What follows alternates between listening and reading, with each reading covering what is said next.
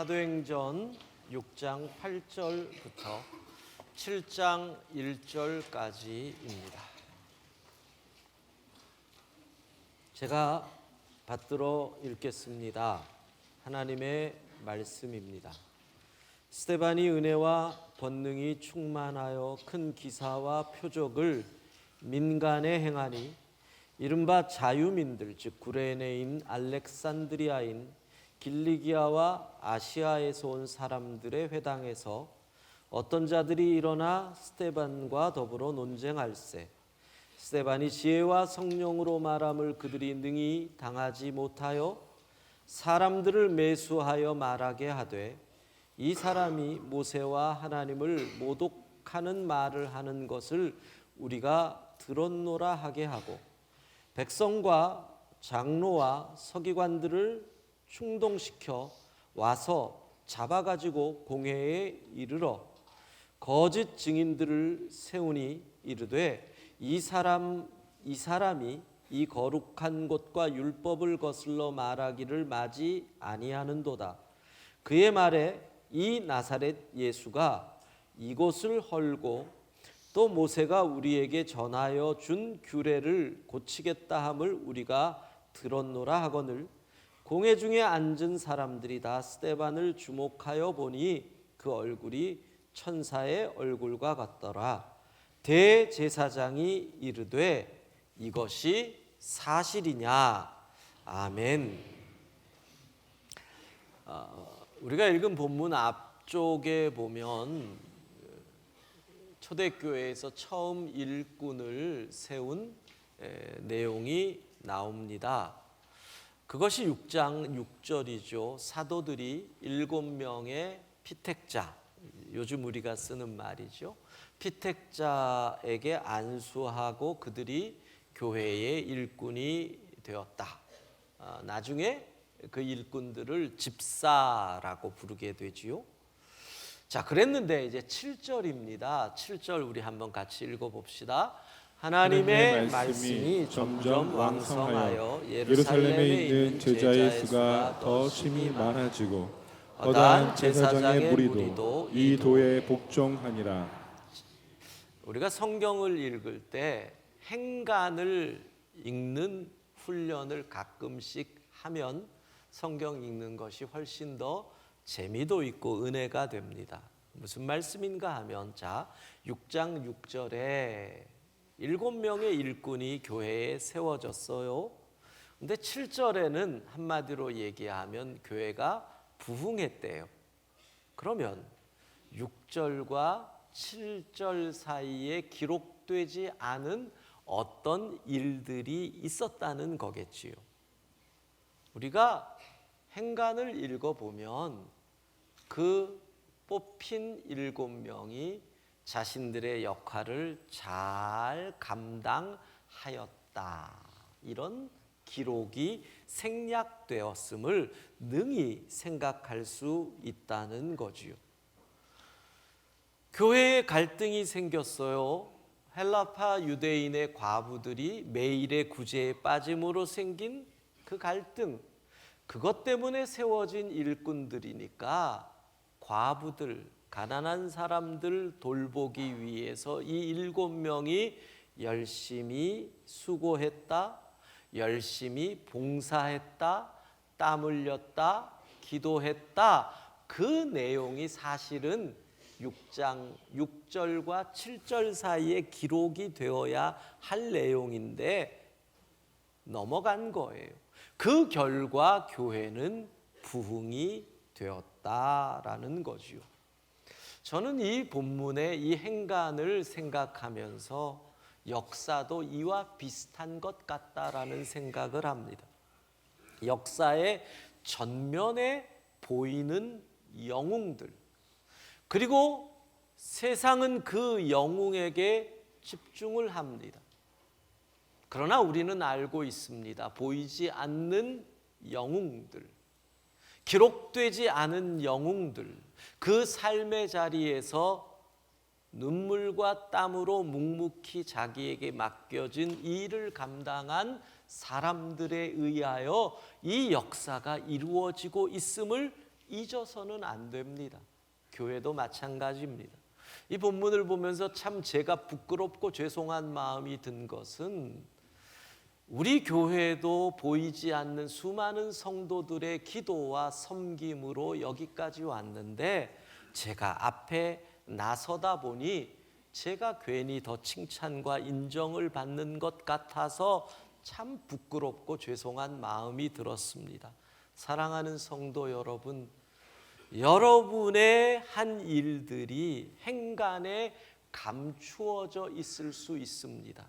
그러나 우리 하나님, 머리카락 하나까지 세시는 하나님, 그 모든 것 보고 계신 줄로 믿습니다.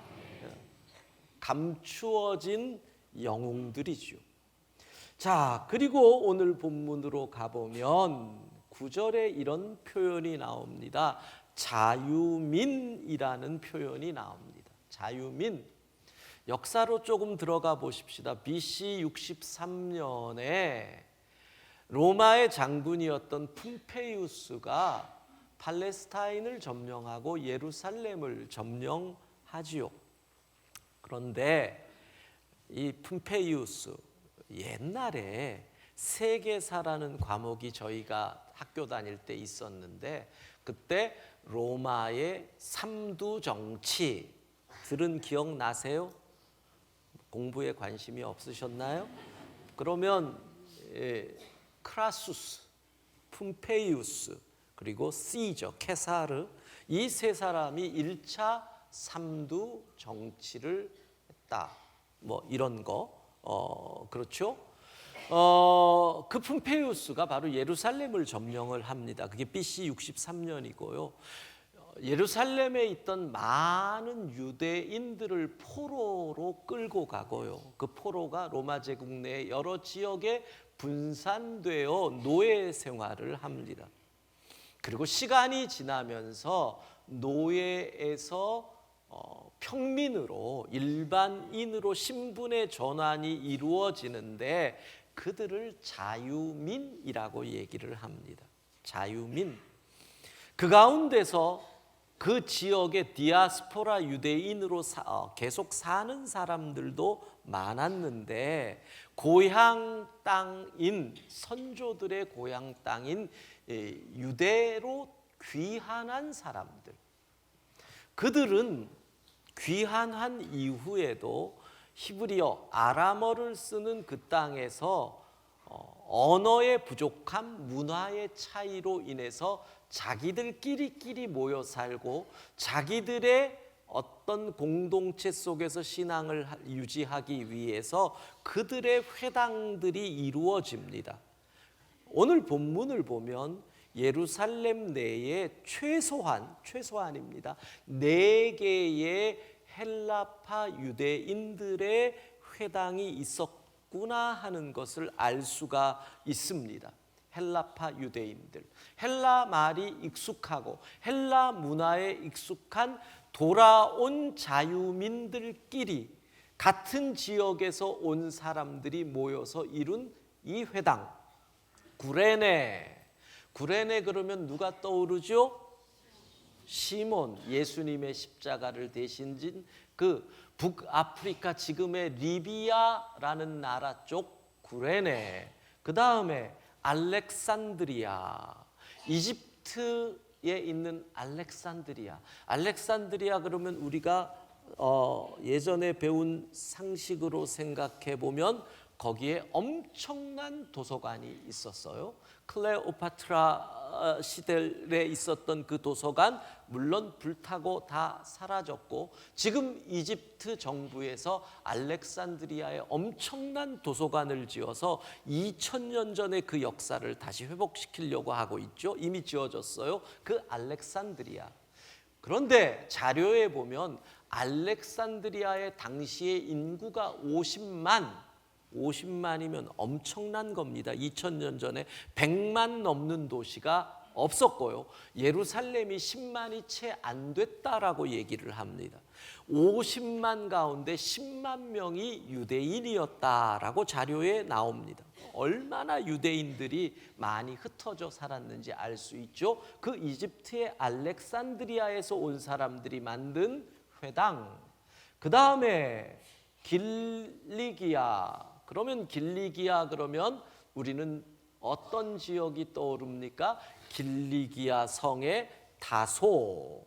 다소는 누구의 고향? 바울이 어린 시절을 보낸 다소가 있는 길리기아. 그리고 또 아시아, 여기선 소아시아를 얘기해요. 아시아의 대표적인 도시가 에베소. 지금도 터키를 가게 되면 로마 시대의 모습이 가장 제대로 이 복원되어 있는 곳이 에베소입니다. 에베소에 가면 2000년 전 로마의 문화가 상하수도가 지금도 그 시절에 만든 것이 복원되어 있고 그 하수도로 물이 지금도 흐르고 있습니다. 공동 화장실부터 있고요. 심지어는 이 여자들이 몸을 파는 그 지역까지 구별이 되어 있고요. 들어가는 입구에 미성년자 출입 금지 표시까지 거기 에베소에 남아 있습니다. 어떻게 표시를 했느냐면 발 크기로 표시를 했어요. 이 발보다 적은 애들은 들어가지 마라. 뭐 이런 식으로 표시가 되어 있는, 지금도 로마가 이렇게까지 할 정도로 있는 그 에베소, 이 지역에서 온 사람들의 회당인 것입니다. 그런데 자, 다시 6장 초반의 설교로 돌아가 보십시다. 제가 몇 주 전에 했습니다. 초대교회에 갈등이 생겼습니다. 헬라파 유대인의 과부들이 매일의 구제에서 빠짐으로 인한 갈등, 이 갈등을 해결하기 위해서 사도들이 자신들이 하던 여러 사역에서 봉사의 사역을 내려놓습니다. 그리고 7명의 일꾼을 뽑아서 맡기는데 여기서 초대교회의 포용성을 볼 수 있었다. 왜? 헬라파 유대인들이 상처를 받으니까 7명의 일꾼을 뽑았는데 다 헬라파 유대인을 뽑았다. 기억나세요? 안 나시는군요. 설교는 들으셨는데, 얼마나 대단한 포용성이에요. 이런 거예요. 어느 지역에서 교회에서 갈등이 생겨서 뭐 예를 들자면 경상도 교인들이 왜 우리 교회는 경상도 사람을 차별하느냐 그랬더니 다음 항존직 투표에서 교인들이 경상도 교인들의 아픔을 달래줍시다 해서 몽땅 다 장로님으로 경상도 사람을 뽑아줬다. 뭐 이런 비슷한 얘기인 거예요. 그러니까 초대교회가 가진 이 넓음이 대단한 거죠. 그 가운데서 스데반이라고 하는 사람은 특별히 이 내 회당 중심의 지역에 가서 집중적으로 헬라파 유대인들에게 전도를 했다는 거예요. 그 전도를 하는 중에 어떤 일이 생기는지 6장 9절 후반부 봅니다. 같이 읽습니다. 회당에서 어떤 자들이 일어나 스데반과 더불어 논쟁할세. 스데반이 전한 어떤 메시지로 인해서 논쟁이 일어났다. 그러면 스데반은 어떤 메시지를 전했을까요? 당연하죠. 예수께서 이스라엘의 메시아요 우리의 구세주시다. 그 메시지 때문에 논쟁이 벌어졌다는 겁니다. 물론 구체적인 스데반이 전한 메시지는 7장 2절부터 나옵니다. 사도행전에 나오는 설교 가운데 가장 긴 스데반의 설교 7장을 보면 스데반이 전한 메시지를 구체적으로 알 수 있으니까 나중에 보고, 오늘 우리는 도대체 스데반은 어떻게 하였을까? 왜냐하면 6장 10절 같이 읽습니다. 스데반이 지혜와 성령으로 말함을 그들이 능히 하지 못하여. 어떤 사람들이 스데반이 전한 메시지의 반론을 제기하니까 거기서 토론이 붙었는데 애들 말로 해서 게임이 안 되더라.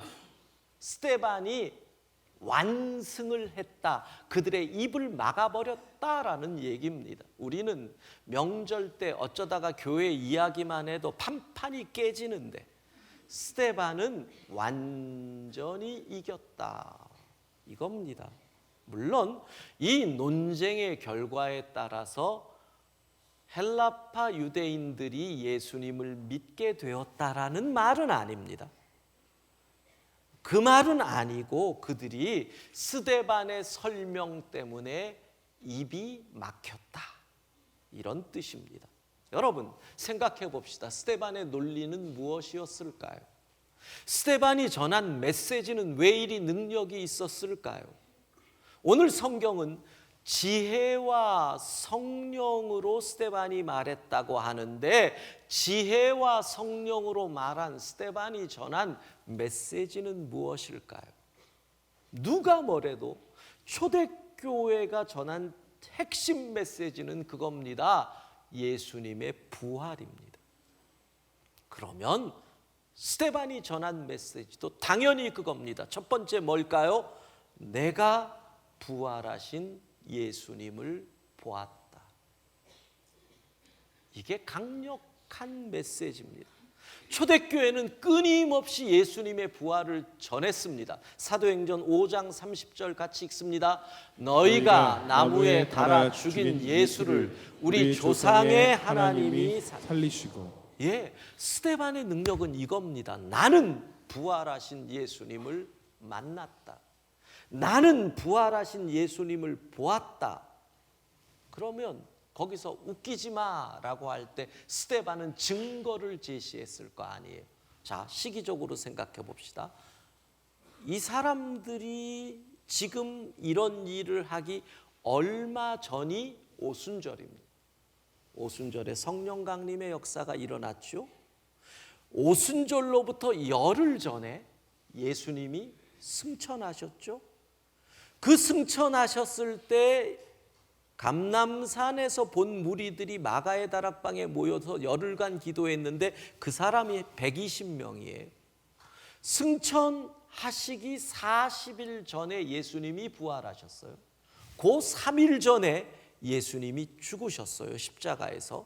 그리고 그 4일 전에 4일 밤 전에 예수님이 예루살렘에 입성하셨어요.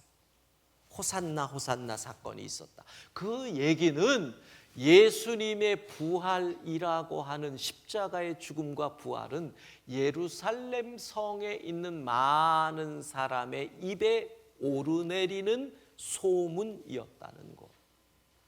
그 소문이 있는 가운데 스데반이 얘기하는 거예요. 내가 봤어. 내가 만났어. 내가 그분과 밥을 먹었어. 에이 웃기지 마 그러면 뭐라고 얘기하겠어요? 야, 너 갈릴리 출신이지. 갈릴리 고등학교 나왔으면 베드로 알아?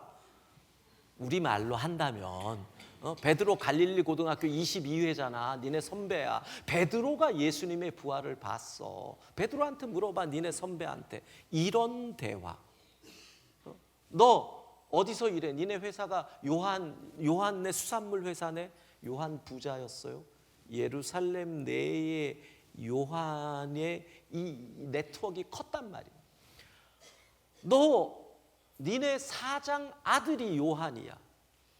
이런 대화. 내가 부활하신 예수님을 만났어. 이 가운데 너희들 대답해봐. 얼마 전에 예수님이 예루살렘에 입성할 때 너희 같이 종려나무 들고 호산나 했잖아. 이 가운데 제법 있잖아.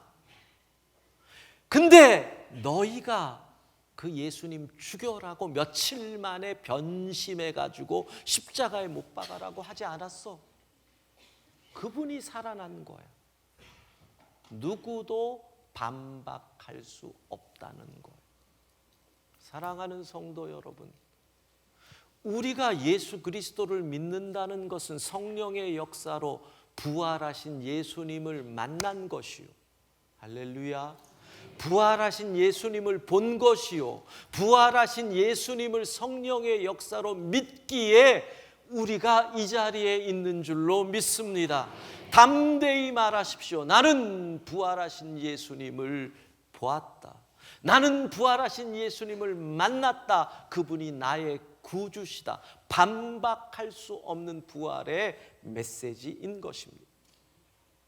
스데반이 전한 또 하나의 메시지가 있다면 이걸 겁니다.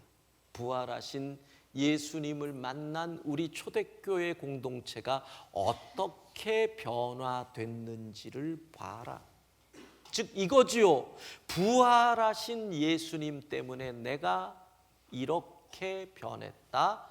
나를 봐라. 따라합시다. 나를 봐라.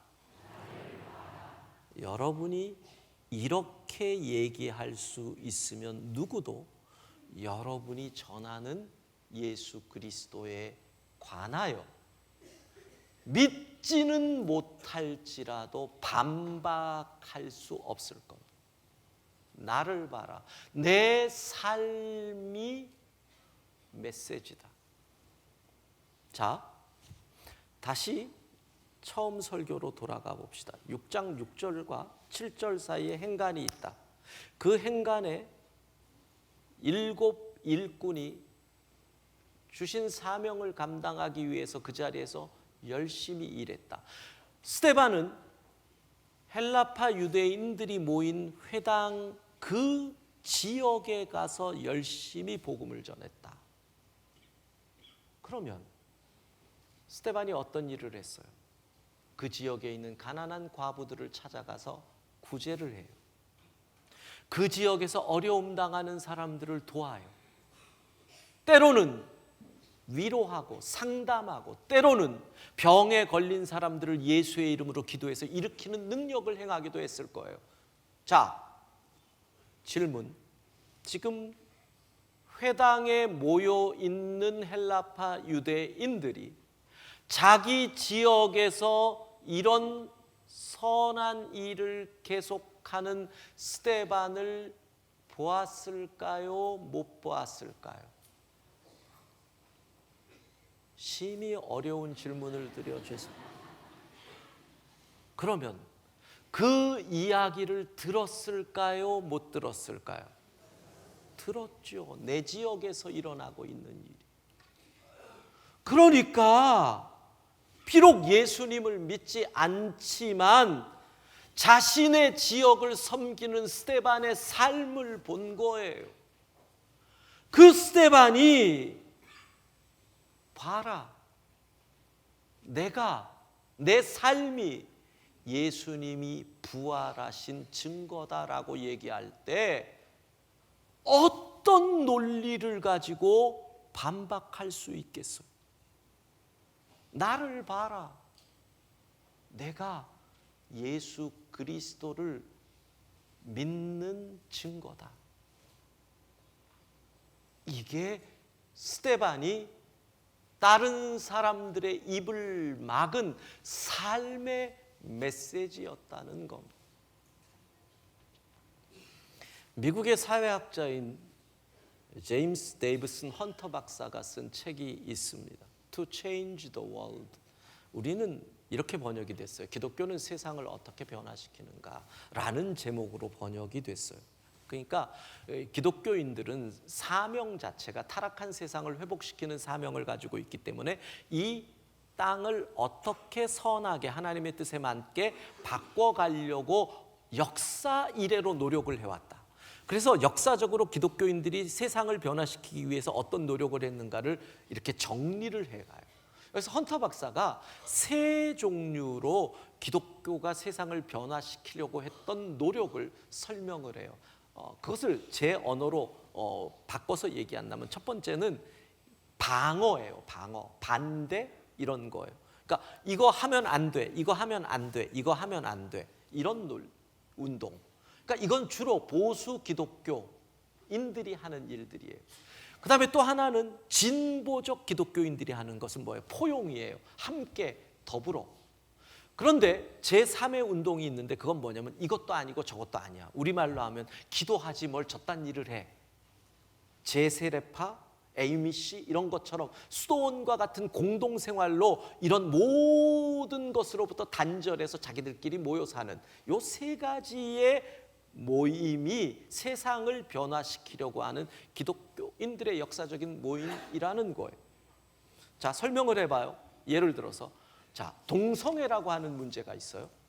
거기서 첫 번째 보수 기독교 방대와 금지를 얘기하는 분들은 안 돼, 안 돼. 이 운동 우리는 너무나 익숙하죠. 근데 진보 기독교인들은 어떻게 해요? 포용이에요. 더불어해요. 함께해요. 지금도 진보적인 기독교인들은 동성애 허락 이렇게 나가잖아요. 거기서 제3의 세력들은 뭐라 그래요? 아, 그런 얘기 그만해. 우리 그냥 기도하고 그냥 우리끼리 그냥 조용히 살래. 그런데 여기서 헌터 박사가 이런 얘기를 해요. 세상을 바꾸는 것은 다른 게 아니다. 신실한 현존이다. 그리스도인이 손을 들고 이 운동을 해나가는 것이 아니라 하나님께서 부르신 너의 그 자리에서 예수님처럼 살아가라. 신실한 현존, 이것을 대안으로 제시를 해요. 오늘 본문의 설교의 표현을 빌린다면 나는 부활하신 예수님을 만났습니다. 그 예수님 때문에 나는 이렇게 살아갑니다. 이 관점으로 요한계시록 2장 10절의 말씀을 바라봅시다. 후반부 같이 읽습니다. 내가 죽도록 충성하라. 그리하면 내가 생명의 면류관을 네게 주리라. 자, 우리가 여기서 죽도록 충성하라 그러면 어떻게 맨날 해석하느냐면 죽을 힘을 다해서 일해라. 열정을 가지고 생명 바쳐서 일해라. 선교지에 가야 될 것 같고 북한에도 들어가야 될 것 같고 막 이런 마음이에요. 근데 이 뜻이 뭔 줄 아세요? Be faithfulness until death. 다른 거 아니에요. 죽음에 이르기까지 신실하라. 무슨 뜻일까요? 죽는 위협이 오는 그 자리에서까지도 지금의 신실함을 지켜라. 때로 사람들이 너가 보고 바보라고 소리를 할지라도 그 믿음의 신실함을 지켜라. 손해를 볼지라도 신실함으로 나가라. 사랑하는 성도 여러분, 세상은 바로 이런 그리스도인들에 의해서 변화되는 줄로 믿습니다. 여러분의 삶의 자리가 신실한 예수 그리스도의 현존의 자리가 될 수 있기를 소망합니다.